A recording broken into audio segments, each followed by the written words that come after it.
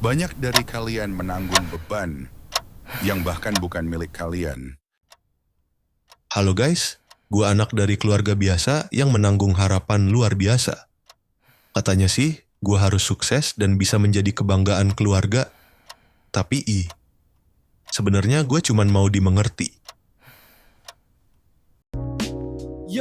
Yo, selamat datang. Kami orang gagal, bukan sembarang gagal, karena kami tak mengejar gelar.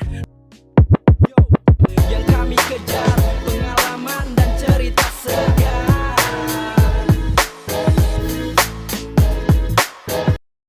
Hari ini kita bahas topik berat tapi penting.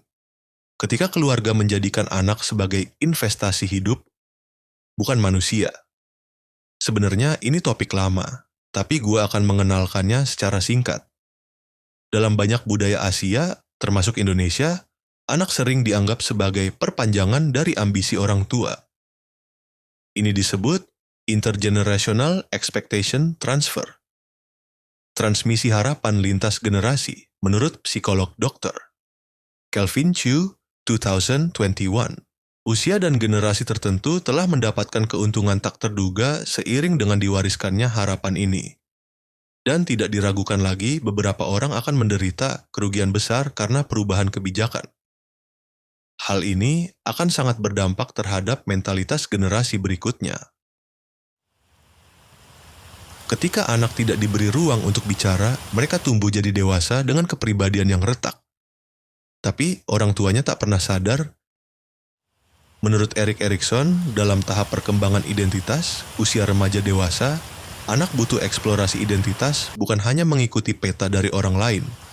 Jika gagal, anak bisa mengalami identity confusion. Aku pernah merasa ingin menghilang. Aku pikir, kalau aku gagal, apa gunanya hidup? Lo pernah berpikir seperti itu? Atau bahkan lebih jauh, lo nggak sendiri. Karena tak sedikit yang memiliki kasus serupa mengunjungi psikolog. Belakangan ini, nggak sedikit anak muda yang mengaku merasa gagal.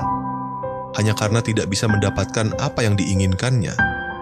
Misalnya bapak ini gagal menjadi insinyur, tapi bisa menjadi PNS di usianya. Ia tak gagal, dia cuma harus melalui jalan yang berbeda untuk sukses. Namun, hanya sedikit orang yang bisa, karena kebanyakan orang tidak bisa menerima kegagalan. Ini skill dasar yang dibutuhkan semua makhluk hidup.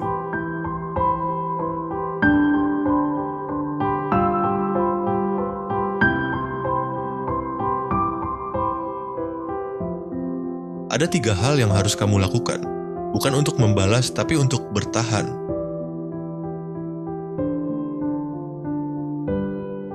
Kenali dirimu di luar harapan orang lain.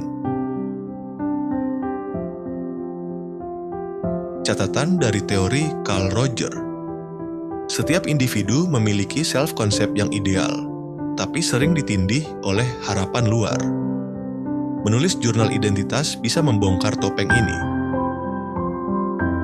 Setiap malam gue selalu bertanya-tanya pada diri sendiri.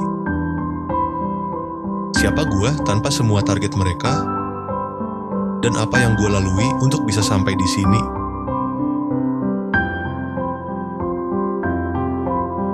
Kedua, ekspresikan luka tanpa menyalahkan siapapun, termasuk diri lo sendiri.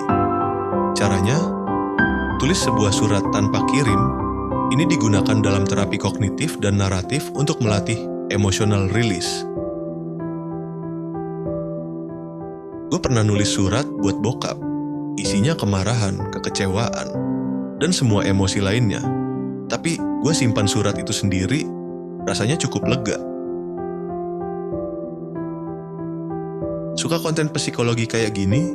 Subscribe sekarang dan bantu kita ubah cara pandang generasi tentang kegagalan.